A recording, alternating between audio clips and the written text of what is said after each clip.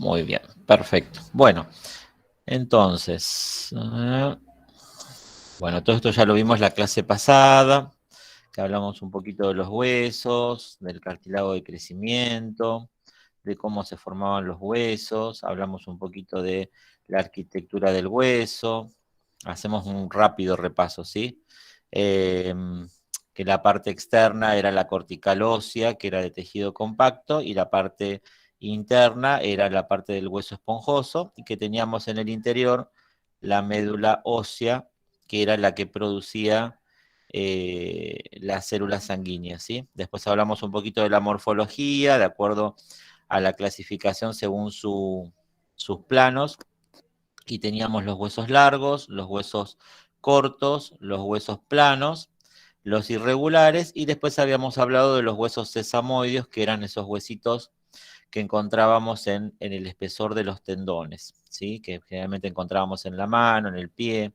La rótula era el ejemplo más importante al respecto. Y después, bueno, mencionamos un poco los huesos en general del tronco y del apendicular superior y el apendicular inferior. Habíamos hablado un poquito del concepto de articulación, ¿sí? Volvemos a repasar el concepto de articulación. Dice que la articulación es una relación de complementariedad de solo una parte del hueso, es decir, que no todo el hueso se articula en general, siempre hay una superficie que va a ser la que nosotros vamos a llamar superficie articular, que va a ser la que se va a relacionar con el otro hueso y con la superficie articular del otro hueso, ¿sí? Habíamos hablado que cuando se perdía, digamos, esa relación de superficies articulares, estábamos con el concepto de luxación, cuando era total la pérdida de complementariedad, y subluxación cuando era parcial, es decir, cuando el hueso todavía, la articulación no se había perdido del todo.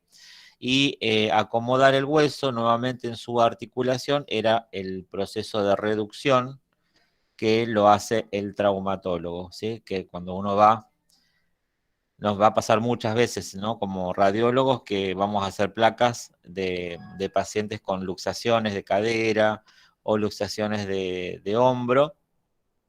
Vienen a la placa, a rayos, hacemos la placa, está luxado, lo vamos a ver, va a ir al traumatólogo y después va a volver del traumatólogo para hacer la placa de control con la reducción de la luxación.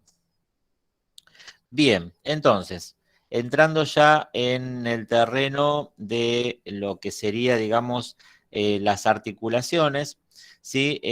Los elementos característicos que vamos a encontrar, ¿sí? En una articulación son los que vamos a encontrar detallados acá en esta imagen, ¿sí? Donde dice que A y B, dice en estas imágenes, son los dos huesos que intentan relacionarse a través de lo que dijimos hoy, superficies articulares, ¿sí? Esto es un hueso X y este es otro hueso, ¿sí? Parecería como que fuera las falanges, ¿no? Por las características y la forma. Entonces, ven que del hueso no todo el hueso se relaciona con el otro hueso en la articulación. Entonces acá, en este caso, si esto es proximal y esto es distal, ¿sí? La epífisis distal de este hueso A sería la superficie articular. Y la epífisis proximal de este hueso B sería la superficie articular, ¿sí? Entonces, bueno, acá tenemos las superficies articulares. Esas superficies articulares están revestidas, dice, de un cartílago, y a ese cartílago se lo llama cartílago de revestimiento, ¿sí? Que posee, dice, como finalidad, ¿qué es lo que va a tratar de hacer? Evitar el rozamiento directo entre las superficies óseas directamente. Esto es, o sea, si yo pongo dos huesos que se articulan entre sí sin tener ese cartílago, es como si yo estuviera poniendo, digamos, dos ladrillos o dos piedras, una, digamos, en contacto con la otra. ¿Qué es lo que va a ir haciendo? Se van a ir gastando una con la otra. O dos ladrillos, lo mismo, se van a ir gastando. Entonces, este cartílago lo que hace, digamos, es proteger, ¿sí?, esa articulación. Tiene varios fines. Uno, el más importante, es el de proteger la articulación, ¿sí? El otro fin también es de hacer de protección del hueso, ¿sí? Y también, de acuerdo al grosor del cartílago, actúa, digamos, amortiguando los movimientos y amortiguando el peso, ¿sí? Por ejemplo, los cartílagos que se encuentran en el tobillo o en la zona de la rodilla son más importantes. ¿Por qué? Porque actúan como si fueran almohaditas, ¿sí? Para tratar de... Profe, sí, perdone que lo interrumpa. Hay algunos compañeros que quieren entrar y lo puso alguien en el chat, pero como usted no lo puede ver. ahí están entrando. Ahí entraron todos. Perfecto, buenísimo. Bien, ahí ya entraron todos recién. Gracias. Bien, entonces, se entiende, digamos, el concepto del cartílago, la función, ¿sí? Es, por un lado, protege el hueso, ¿sí? La articulación, y por otro lado también actúa, digamos, como una cuestión, digamos, de amortiguación, ¿sí? En la superficie articular.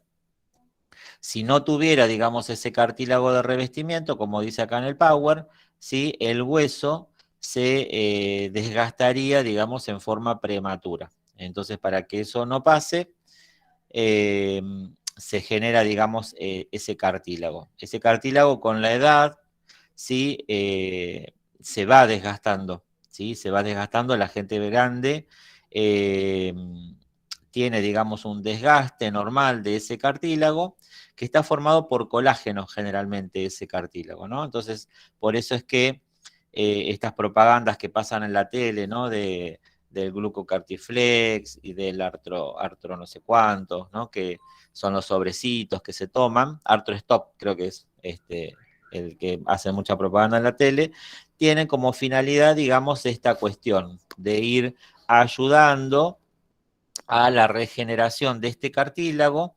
¿Por qué? Porque cuando uno, digamos, ya se pone un poquito más viejito, las articulaciones se empiezan a afectar, ¿eh? Así como el hueso va perdiendo esa concentración de calcio que vimos la clase pasada y se genera la osteoporosis, el cartílago también se ve afectado, ¿eh? Bien. Dice, hay otro cartílago, dice que se encuentra en los bordes, dice solamente de la articulación, eh, y ese cartílago que se encuentra en los bordes, a manera, digamos, de protector, ¿sí?, y de envoltura, es lo que nosotros lo llamamos rodete marginal, ¿sí? Ese cartílago dice que se encuentra en el borde o en el margen de la cavidad, se denomina rodete marginal. Acá en el gráfico, fíjense que se ve, esperen que muestro del otro lado, acá, ¿sí? Esto que se ve acá al costadito, ¿sí?, que envuelve todo la articulación, a esto lo denominamos cartílago marginal o rodete marginal, ¿sí? Muchas veces también lo que ayuda, digamos, este cartílago de rodete es aumentar la superficie articular. Generalmente tenemos a nivel del hombro, en el omóplato, ¿sí? Tenemos ese rodete marginal y tenemos también a nivel de la cadera, tenemos también ese rodete marginal, ¿eh? Eh, Hace a su vez también, como muestra acá el ejemplo, ¿no? Como si fuera un vaso, ¿no? Que eh, como que aumenta, digamos, la superficie donde ese hueso puede articularse. Hay dos tipos, ¿sí?, de cavidades articulares, que tenemos por un lado las glenas, que son poco profundas, y los cotilos o acetábulos, que son un poco más profundos. Las glenas, que son en este caso como ejemplo la glena del omóplato, ¿sí? Es una superficie articular para el húmero, pero es una superficie articular mucho más pequeña, mucho más plana, ¿sí? Y después el cotilo es una superficie articular, pero es mucho más profunda, que es este ejemplo que vemos acá abajo, ¿no? En el acetábulo, en la región de la cadera, ¿eh? O sea que tenemos, por un lado, las glenas, que son poco profundas, y por el otro lado tenemos los cotilos o acetábulos que son más profundos. En el caso, digamos, de estos rodetes marginales que hablábamos recién, cartilaginosos, en el caso de las glenas se llaman rodetes glenoideos y en el caso de los cotilos se llaman rodetes cotiloideos, ¿sí? Así que básicamente cambia el nombre de acuerdo a si se encuentra en una glena o si se encuentra en un cotilo. Acá lo que vemos también dentro de esta articulación, fíjense, vemos, bueno, las superficies articulares, vemos lo que sería la región, digamos, de la cápsula articular, ¿sí? Esta cápsula articular es un tejido conectivo que envuelve esa articulación porque generalmente, de acuerdo al tipo de articulación, algunas tienen un líquido en su interior, que es el líquido sinovial. Es como un líquido lubricante que ayuda a que la articulación también y ese cartílago no se desgaste. Eso se llama cápsula articular. Después tenemos la membrana sinovial, que es la que se ve de color naranja. Esa membrana sinovial es la que produce el líquido sinovial. Es una membrana que produce líquido, ¿sí? Todo eso se llama cavidad sinovial y de hecho esas articulaciones que tienen cápsula articular, también dentro de las clasificaciones de la articulación se las llaman articulaciones sinoviales, ¿sí?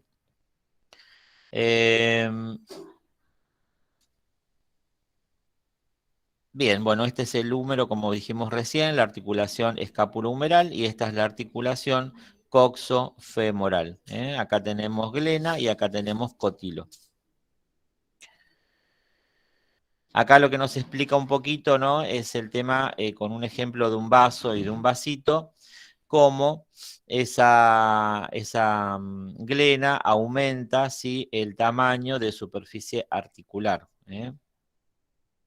Después menciona un poquito lo que yo les contaba, el tema de la membrana sinovial, y que la membrana sinovial es la que produce el líquido sinovial o sinovia también se llama, ¿sí? Nosotros le llamamos líquido sinovial en general.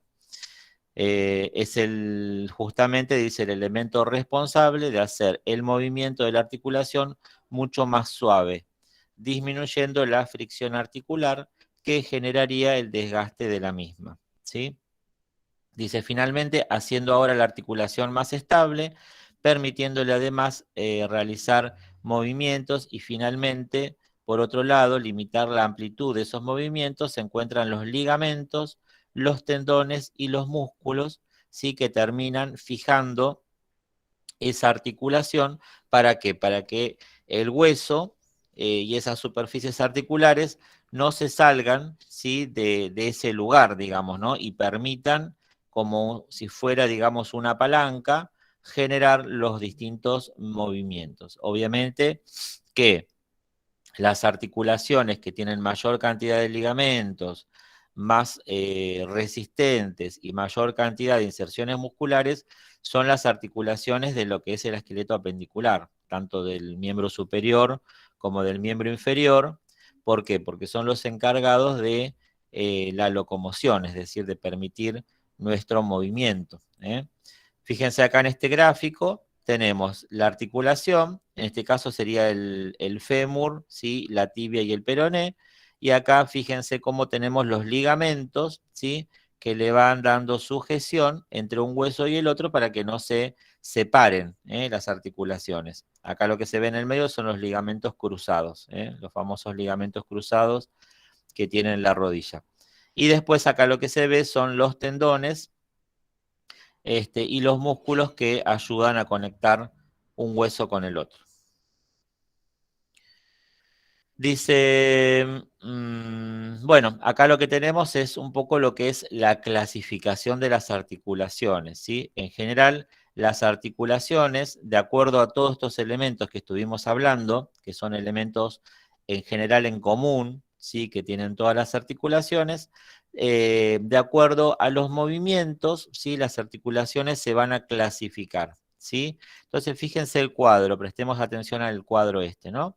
Se van a clasificar en móviles, en semimóviles y en inmóviles, ¿sí? Fundamentalmente las articulaciones se clasifican de acuerdo al movimiento principalmente, ¿sí? Dentro de las móviles tenemos las que son sinoviales, es decir, que tenemos esa membrana sinovial que genera líquido sinovial y que son articulaciones que, como lo sabemos y como vamos viendo, tienen mucho desgaste y tienen mucho movimiento. ¿Sí? Las articulaciones sinoviales tienen mucho movimiento. Por ejemplo, dentro de las sinoviales tenemos un género de articulación que se llama diartrosis. ¿Sí? Dentro de esas diartrosis tenemos diferentes nombres de articulaciones que básicamente tienen el nombre de acuerdo a las variantes de movimiento. ¿Se acuerdan esos que vimos en la primera clase de planimetría? Movimientos de flexión, extensión, rotación, supinación, pronación. Bueno, de acuerdo a esos movimientos, en general las articulaciones tienen también una clasificación, ¿sí? Pero básicamente dentro de las diartrosis son las articulaciones que son más móviles, ¿sí? Y después tenemos unas articulaciones que son móviles, pero son asinoviales, es decir, no tienen membrana sinovial. Y el único ejemplo que tenemos de ese tipo de articulación es la cisarcosis, que después lo vamos a ver, ¿sí? Después tenemos las semimóviles, es decir, que tienen movimientos limitados, y dentro de esas semimóviles, dice, tenemos las que son anfiartrosis verdaderas y las diartroanfiartrosis, ¿sí? Después tenemos las inmóviles, y dentro de las inmóviles tenemos las gonfosis, las esquindilesis y las sinartrosis. Dentro de estas diartrosis que hablamos, que son las más importantes, tenemos las enartrosis, las condilartrosis, las trocleartrosis, la trocoide, la artrodia y la articulación por encaje recíproco, ¿sí? Todas estas son diartrosis. Bien. Acá tenemos, fíjense, vamos a ir con dentro de las móviles la que dijimos la asinovial, que dijimos que era la cisarcosis. El único ejemplo que tenemos de cisarcosis es la articulación escapulotorácica, ¿sí? Que se da entre la escápula, ¿sí? Y el tórax en general. Y como vemos acá, esa cisarcosis, ¿sí?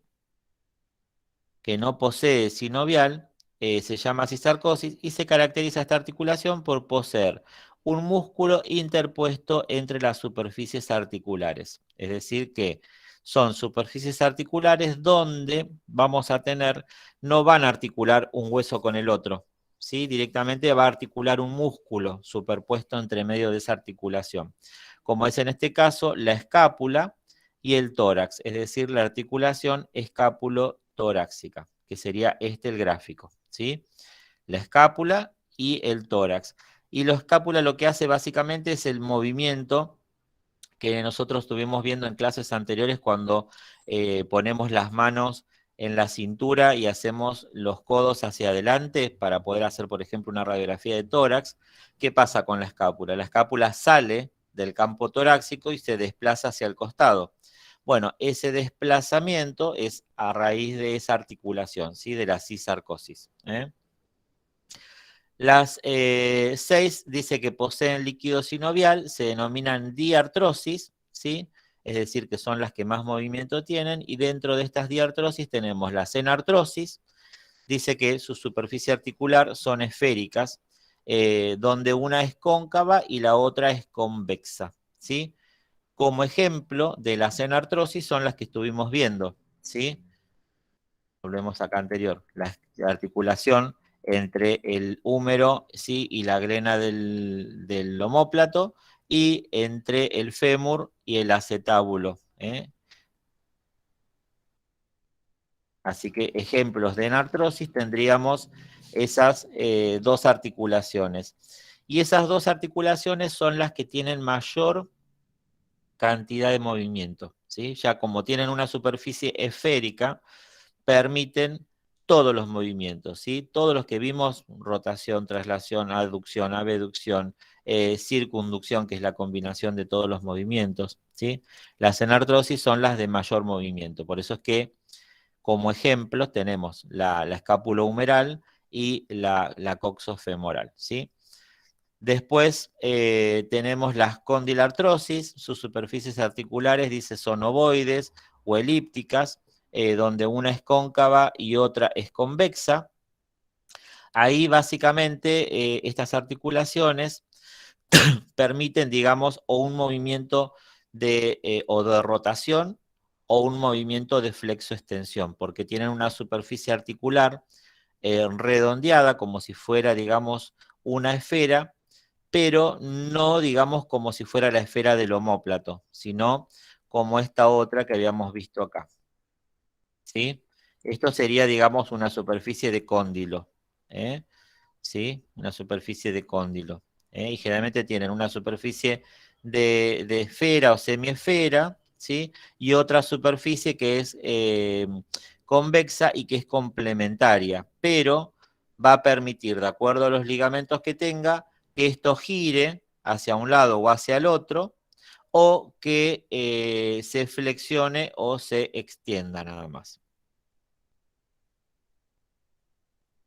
Dentro de ejemplos de articulaciones de condilartrosis, ¿sí? Vamos a tener, por ejemplo, ¿sí? La articulación que se da entre las, los metacarpos, ¿sí? Y la primera falange, ¿sí? Esa sería una condilartrosis.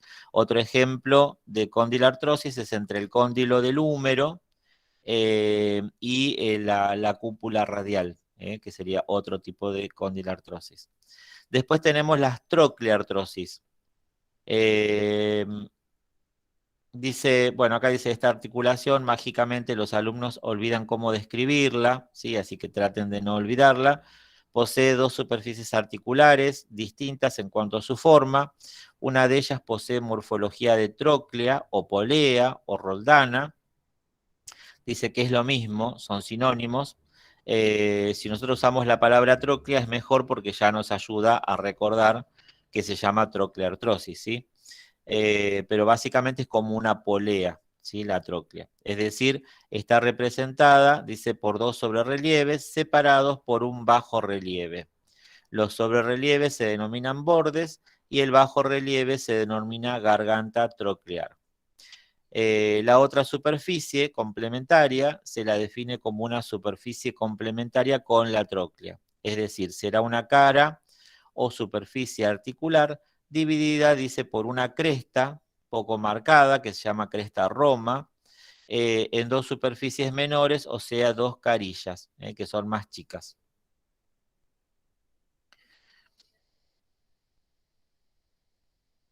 Ejemplo, ¿sí? De articulación trocleartrosis, tenemos la articulación de la tróclea del húmero, ¿sí? Con, que acá se ve, la articulación de la tróclea del húmero, ¿sí? Con el cúbito. Bien.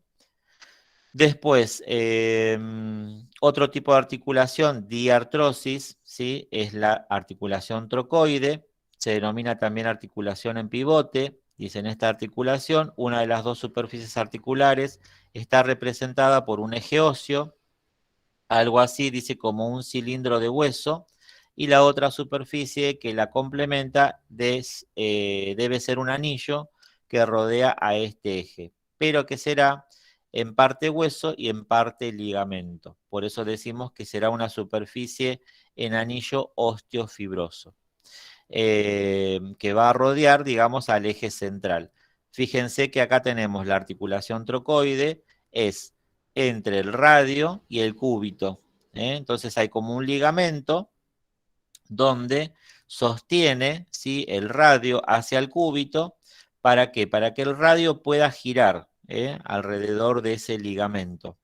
Es el que va a permitir la pronosupinación en la mano, ¿sí? Poner la mano en la palma hacia arriba o la palma hacia abajo. Entonces, la articulación trocoide permite ese movimiento. Otro ejemplo de articulación trocoide o en pivote es la articulación atlantoaxoidea, que se da entre la apófisis odontoides, ¿sí? Del axis, que es la segunda vértebra cervical, ¿sí? Y la primera vértebra cervical que se llama atlas. También tiene un ligamento. ¿Y qué es lo que va a permitir? Lo mismo, siempre generalmente son movimientos de rotación. La atlantoaxoidea lo que va a permitir es que yo gire la cabeza cuando, por ejemplo, me llaman a mí de atrás y yo quiero girar la cabeza para atrás. Ese movimiento de giro lo permite esta articulación trocoide atlantoaxoidea, ¿sí? Bien.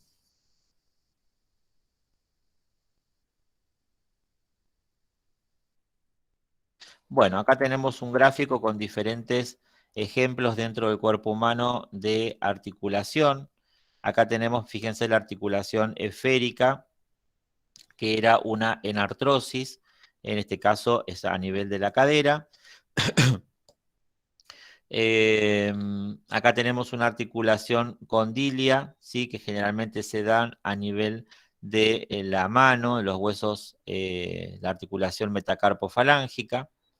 Eh, Acá hay algunas articulaciones que son articulaciones planas, que son semimóviles, es decir, son anfiartrosis, las del carpo y las del tarso.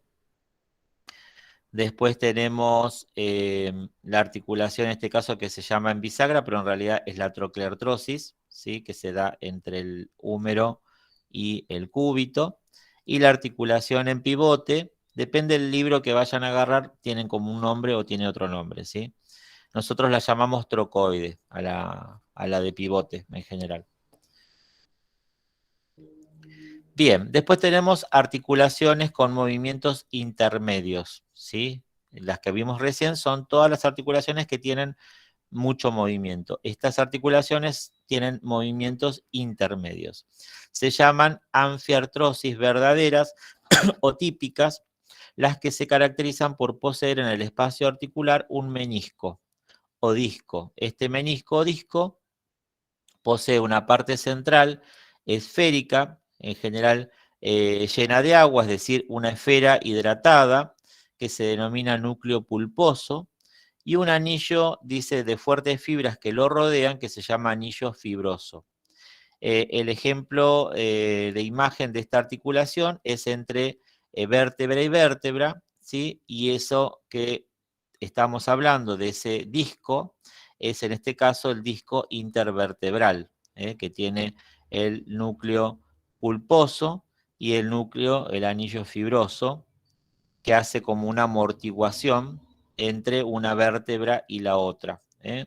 Son articulaciones que en sí, entre una vértebra y otra, no tienen mucho movimiento, pero en conjunto todo el raquis en sí sí tiene más movimiento, ¿sí? La sumatoria, digamos, de todas esas pequeñas articulaciones. Eh, y después tenemos las articulaciones que se llaman diartro, anfiartrosis, que también poseen un disco o menisco, solo que no tienen ese núcleo pulposo en el medio. Es decir, son exnucleados. Ejemplo de este tipo de articulación es la articulación del pubis, ¿sí? Que es la articulación que se da entre la sínfisis púbica, ¿eh? De cada hueso coxal. Son articulaciones que en general en el varón no tienen, digamos, ningún tipo de movimiento y sí tienen un movimiento importante en la mujer cuando se produce el canal de parto, ¿sí? Cuando la mujer va a tener, va a dar a luz, así como hablamos, ¿se acuerdan del coxis que se iba hacia atrás, ¿sí? Para mejorar y aumentar el tamaño del canal del parto para que el bebé pueda salir?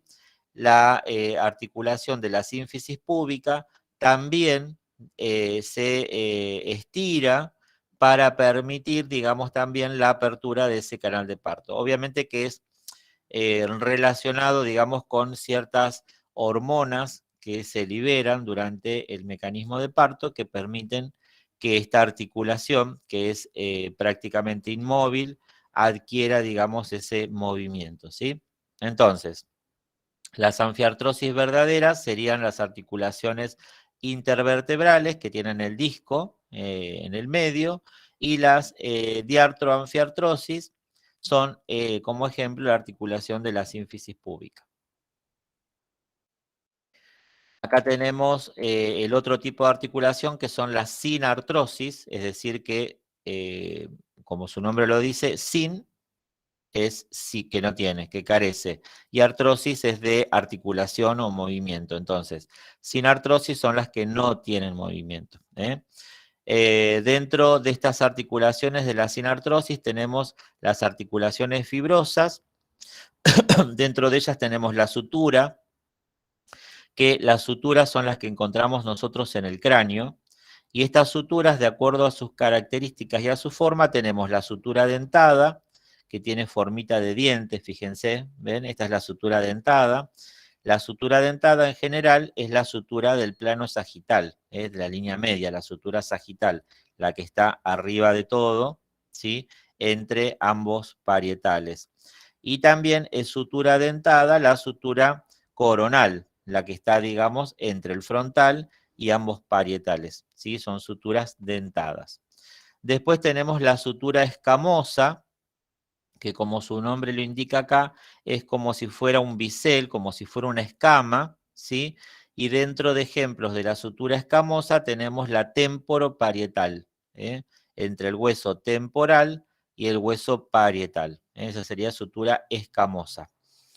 Después tenemos la sutura plana o armónica, donde, ejemplo de sutura plana o armónica, tenemos la sutura internasal, que se da entre los huesos propios de la nariz, ¿sí? Entre un hueso propio de un lado y el otro hueso propio del otro lado, los huesitos encajan directamente y se alinean, ¿sí?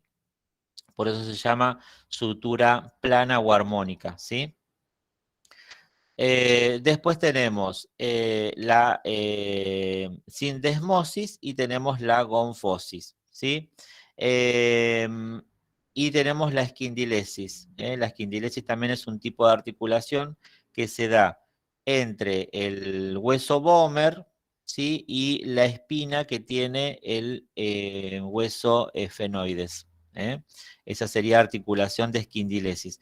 Es el único ejemplo que hay en el cuerpo humano de esquindilesis. Así que a recordar eso, porque en general siempre lo preguntamos en los parciales o en los exámenes finales, porque es muy característica y es el único ejemplo que hay de esquindilesis. Después tenemos las gonfosis, que la gonfosis, el único ejemplo que tenemos de gonfosis es la articulación de los dientes con el maxilar. Acá tenemos un ejemplo de articulación fibrosa también, que son las sindesmosis, ¿sí? Estas articulaciones que mencionamos acá. Estas sindesmosis en general son articulaciones de tipo fibrosa, donde hay, digamos, ligamento y que permiten cierto, digamos, cierta fijación entre un hueso y el otro, como dice acá, ¿sí? Tejido fibroso, que puede ser un ligamento o una membrana fibrosa. Este tipo de articulación dice que es parcialmente móvil, o sea que sería una anfiartrosis. Ejemplo, dice la membrana interósea en el antebrazo, ¿sí? Es una lámina de tejido fibroso que une al hueso del radio con el hueso cúbito a modo de sindesmosis. Y otra sindesmosis es la articulación tibio-peronea, ¿sí? Que también lo que hace es fijar el peroné al hueso, a la tibia, ¿sí? Acá tenemos un ejemplo de gonfosis. La gonfosis es la articulación que se da entre la raíz del diente, ¿sí? O de la muela, con el hueso, digamos, ya sea maxilar superior o maxilar inferior. Dice, es un tipo de articulación fibrosa en la que una clavija en forma de cono se adapta a una cavidad. La sustancia que existe entre ambas es el ligamento periodontal. Ejemplo de articulación de gonfosis serían los dientes. Bien, y ahí hemos finalizado.